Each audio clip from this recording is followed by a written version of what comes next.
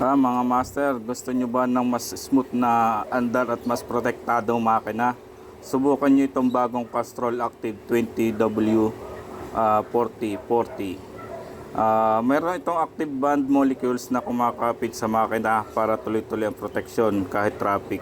Long ride at araw-araw na biyahe. No? So ito yung gamit natin mula de cambio na motor mula sa aking Cruiser 135, Motorstar 200 CR at scooter natin na Honda Beat tsaka itong SkyDrive. So ito na yung ginagamit nating lang simula umpisa.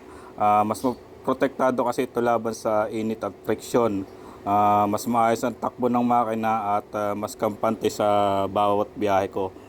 Lalo na tayo mga lalamove rider na talagang laspag sa biyahe araw-araw. Perfect ito para sa mga rider na hanap at itibay at performance at sulit na maintenance. Kaya mga master, huwag nang basta lawis lang. Mag-Castrol Active. Yan. Nasa comment section ang link ko sa inyo mabibili mga master. Change sale tayo ngayon.